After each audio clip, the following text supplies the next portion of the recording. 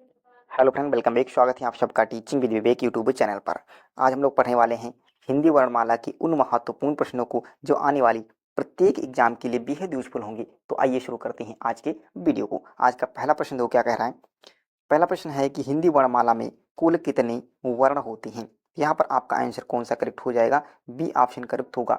हिंदी वर्णमाला में कुल 52 वर्ण होते हैं। कितने बाबू? 52 वर्ण होते हैं। ऑप्शन ए हमारा करेक्ट हो जाएगा। आगे बढ़ेंगे प्रश्न नंबर दूसरे की तरफ। दूसरा प्रश्न हमारा क्या कह रहा है कि हिंदी वर्णमाला में कुल वर्ण किस लिपि में लिखे हैं। जो वर्ण है टोटल कितने वर्ण हैं, तो आप कहोगे 52 वर्ण हैं। वो किस लिपि में लिखे गए हैं, तो यह लिखे गए हैं देवनागरी लिपि में। ऑप्शन ए हमारा करेक्ट हो जाएगा। क्लियर है। यदि बात करेंगे रोमन की, तो रोमन अंग्रेजी भाषा की लिपि है। किसकी? अंग्रेजी भाषा की लिपि क्या है? रोमन। फारसी भाषा की बात करेंगे तो उर्दू भाषा की लिपि क्या है? फारसी। उर्दू भाषा की लिपि फारसी, अंग्रेजी भाषा की लिपि रोमन, और हिंदी भाषा की लिपि क्या होगी? देवनागरी। यहाँ पर ऑप्शन ए करेक्ट हो जाएगा। आगे बढ़ेंगे प्रश्न नंबर तीसरे की तरफ। भाषा की सबसे छोटी मूल इकाई है वर्ण, शब्द, वाक्य या ध्वनि। तो यहाँ पर ऑप्शन आपका डी करेक्ट हो जाएगा। भाषा की सबसे छोटी मूल इकाई ध्वनि होती है। लेकिन यदि आपसे पूछा जाए कि भाषा की सबसे छोटी सार्थक इकाई, तब हो जाता शब्द। तब क्या करते हम लोग? शब्द आंसर करते। लेकिन यहाँ पर ऑप्शन आपका कौन सा करेक्ट हो जाएगा? डी ऑप्शन करेक्ट होगा। आगे बढ़ेंगे प्रश्न नंबर 4 की तरफ। चौथा प्रश्न क्या कह रहा है कि वर्ण के कितने भेद होते हैं। वर्ण के कितने भेद होंगे, तो यहाँ पर ऑप्शन ए करेक्ट हो जाएगा। वर्ण के दो भेद होते हैं। दो दो कौन कौन से होंगे, तो बात करेंगे पहला होगा स्वर और दूसरा होगा व्यंजन।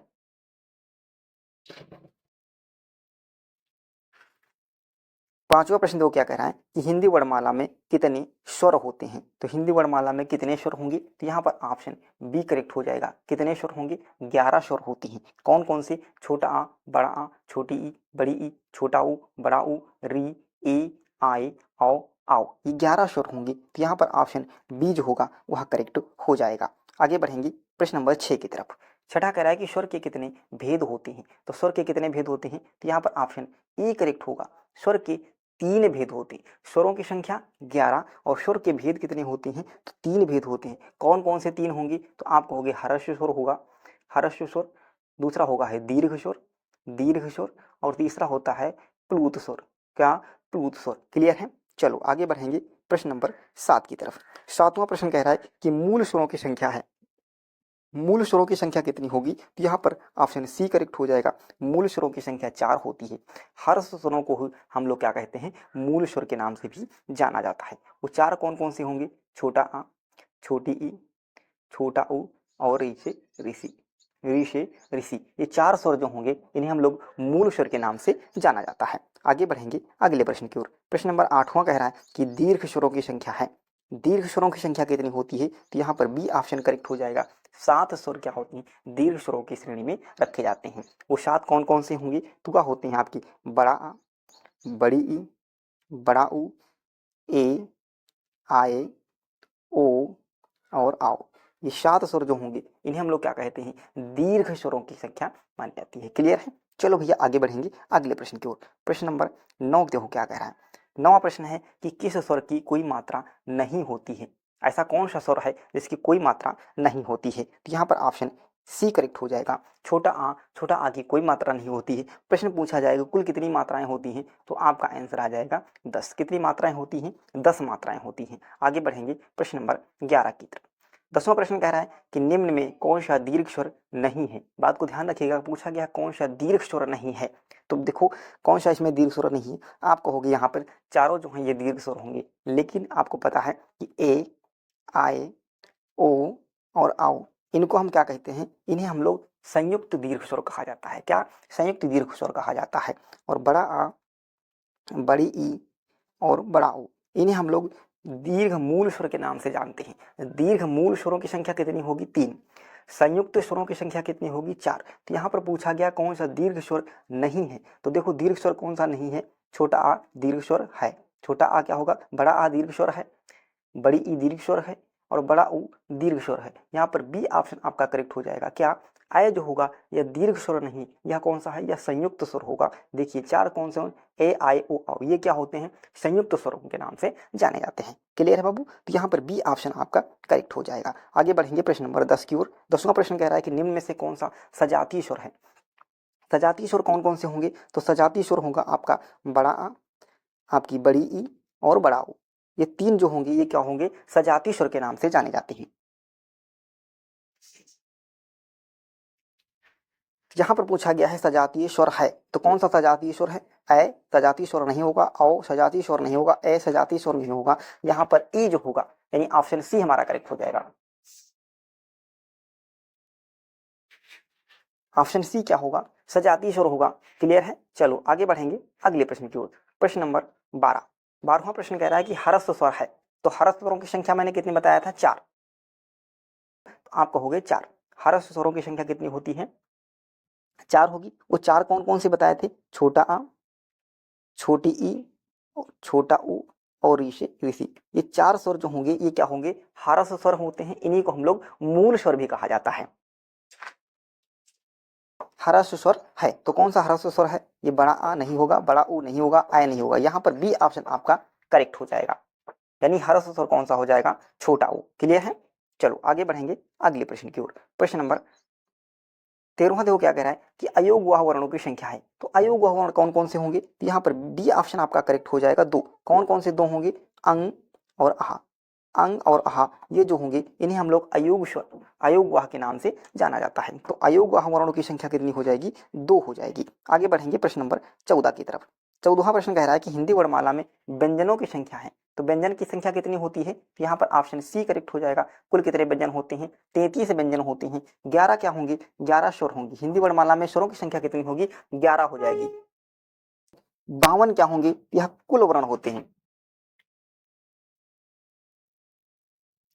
कुल वर्णों की संख्या कितनी होगी? 52। स्वरों की संख्या कितनी होगी? 11। व्यंजनों की संख्या कितनी होगी? 33। यहाँ पर ऑप्शन आपका सी करेक्ट हो जाएगा। आगे बढ़ें, आगे चलेंगे प्रश्न नंबर 15 की तरफ। 15वां प्रश्न देखो क्या कह रहा है। प्रश्न है कि जा किस वर्ग का व्यंजन है? तो सबसे पहले हम बात करेंगे वर्ग टोटल कितने होते हैं, तो आप कहोगे 5। कितने वर्ग होंगे? 5 वर्ग होंगे। कौन कौन से? पहला होता है का वर्ग, फिर चा वर्ग, टा वर्ग, ता वर्ग और एक होता है आपका पा वर्ग।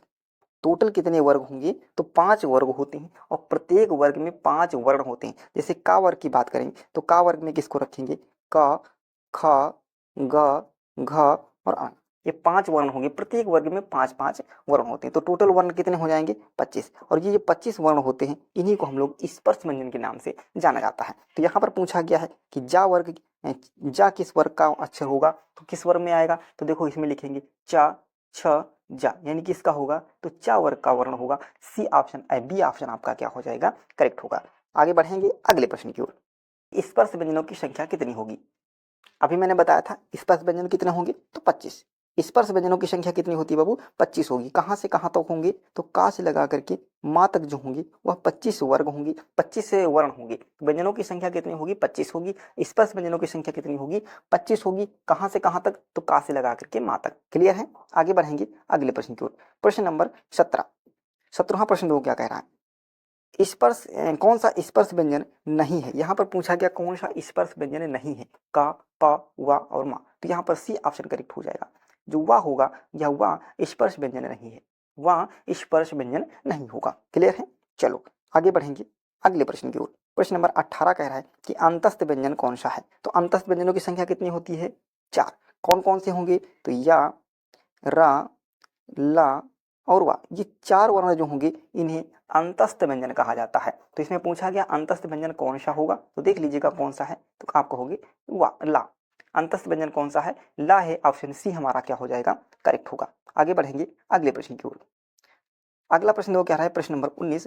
निम्न में से कौन सा ऊष्म व्यंजन नहीं है? तो बात करेंगे ऊष्म व्यंजनों की। तो ऊष्म व्यंजनों की संख्या कितनी होगी? 4। ऊष्म व्यंजन कौन कौन से होते हैं? तो श, श, श और हा। ये 4 वर्ण क्या होंगे? ये ऊष्म व्यंजन के नाम से जाने जाते हैं। तो यहाँ पर पूछा गया है कौन सा ऊष्म व्यंजन नहीं है? तो सा ऊष्म व्यंजन है, ये वाला सा ऊष्म व्यंजन है, हा ऊष्म व्यंजन है। तो ऑप्शन सी करेक्ट हो जाएगा। त्रा ऊष्म व्यंजन नहीं है। ऑप्शन सी हमारा क्या होगा? करेक्ट होगा। आगे बढ़ेंगे प्रश्न नंबर 20 की तरफ। 20वां प्रश्न कह रहा है कि संयुक्त व्यंजनों की संख्या है, तो संयुक्त व्यंजन कितने होंगे? 4। ऑप्शन कौन सा करेक्ट हो जाएगा? सी ऑप्शन हमारा करेक्ट हो जाएगा। संयुक्त व्यंजनों की संख्या कितनी होती है? 4 होगी। आगे बढ़ेंगे अगले प्रश्न की ओर। कि खा उच्चारण स्थान है, खा उच्चारण स्थान है, तो खा का उच्चारण स्थान क्या होता है, कंठ होता है। ऑप्शन बी जो होगा वह एकदम करेक्ट हो जाएगा। आगे बढ़ेंगे अगले प्रश्न की ओर। प्रश्न नंबर 22, 22वां प्रश्न कह रहा है कि अल्पप्राण व्यंजन है। तो अल्पप्राण व्यंजन कौन कौन से होते हैं, तो प्रत्येक वर्ग का पहला, तीसरा और पांचवा, प्रत्येक वर्ग का पहला, तीसरा और पांचवा वर्ण जो होंगे वह अल्पप्राण होंगे, और दूसरा और चौथा जो वर्ण होंगे वह महाप्राण की श्रेणी में रखे जाते हैं। तो यहाँ पर पूछा गया है अल्पप्राण कौन कौन से होंगे। देखो क ख ये दूसरा होगा तो ये गलत हो गया, क ख ग ये तीसरे नंबर पे आएगा, यानी आपका ऑप्शन वह एकदम करेक्ट हो जाएगा। क्यों, क्योंकि ग जो होगा वह का वर्ग का, देखो लिखोगे तो क ख और गा, ये किस नंबर पे आएगा, पहला, दूसरा, तीसरा, तो तीसरे नंबर पे आ जाएगा। पहले नंबर पे, तीसरे नंबर पे और पांचवें नंबर पे जो भी आएगा वो कौन से होंगे, अल्पप्राण होते हैं। तो यहाँ पर ऑप्शन आपका बी जो होगा वह करेक्ट हो जाएगा। आगे बढ़ेंगे अगले प्रश्न की ओर। अगला प्रश्न वो क्या कह रहा है, प्रश्न है कि निम्न में महाप्राण व्यंजन है। महाप्राण क्या होते हैं, दूसरे और चौथे नंबर पे जो आएंगे। महाप्राण व्यंजन कौन होंगे, जो दूसरे और चौथे नंबर पे आएंगे उन्हें हम लोग क्या कहेंगे, महाप्राण व्यंजन कहते हैं। तो देख लीजिएगा, चा पहले नंबर पर पड़ता है, गलत हो गया। टा पहले नंबर पर पड़ता है, गलत हो गया। ता था ये दूसरे नंबर पड़ेगा, ये पांचवें नंबर पड़ता है, ये भी गलत हो गया। तो यहाँ पर डी ऑप्शन आपका करेक्ट हो जाएगा। क्यों, क्योंकि ता था दूसरे नंबर पड़ता है, और दूसरे नंबर और चौथे नंबर पड़ने वाले अक्षर को महाप्राण व्यंजन कहते हैं। क्लियर है बाबू। चलो आगे बढ़ेंगे अगले प्रश्न की ओर। प्रश्न नंबर 24, प्रश्न नंबर 24 कह रहा है कि पार्श्विक व्यंजक है। पार्श्विक व्यंजन कौन होता है, पार्श्विक व्यंजन कौन से होंगे, तो एक होता है लुंठिक व्यंजन, एक होता है पार्श्विक व्यंजन। तो लुंठिक व्यंजन में कौन आ जाता है, रा, पार्श्विक व्यंजन में कौन आ जाता है, ला। तो यहाँ पर ऑप्शन आपका कौन सा करेक्ट हो जाएगा, बी ऑप्शन हमारा करेक्ट हो जाएगा। पार्श्विक व्यंजन कौन होगा, ला हो जाएगा। आगे बढ़ेंगे अगले प्रश्न की ओर। प्रश्न नंबर 25वां देखो क्या कह रहा है। प्रश्न नंबर 25वां कह रहा है कि विश्व हिंदी दिवस कब मनाया जाता है। तो विश्व हिंदी दिवस मनाया जाता है 10 जनवरी को। कब मनाते हैं, विश्व हिंदी दिवस 10 जनवरी को मनाया जाता है। और हिंदी दिवस की बात करेंगे तो वह 14 सितंबर को मनाया जाता है। आगे बढ़ेंगे अगले प्रश्न की ओर। प्रश्न नंबर 26 कह रहा है कि संविधान में कितनी भाषाओं का उल्लेख है। तो संविधान में कितनी भाषाएं हैं, तो 22 भाषाओं का उल्लेख है। ऑप्शन बी हमारा करेक्ट हो जाएगा। आगे बढ़ेंगे प्रश्न नंबर 27 की तरफ। हिंदी किस भाषा का शब्द है, तो हिंदी किस भाषा का शब्द है, उर्दू, फारसी, जर्मनी या चीनी। तो हिंदी फारसी भाषा का शब्द है। ऑप्शन बी जो होगा वह करेक्ट हो जाएगा। आगे बढ़ेंगे प्रश्न नंबर 28 की तरफ। 28वां प्रश्न दो क्या कह रहा है। प्रश्न है कि हिंदी हमारी राजभाषा होगी यह संविधान के किस अनुच्छेद में उल्लेखित है। तो यह उल्लेखित है अनुच्छेद 343 में। ऑप्शन बी करेक्ट हो जाएगा।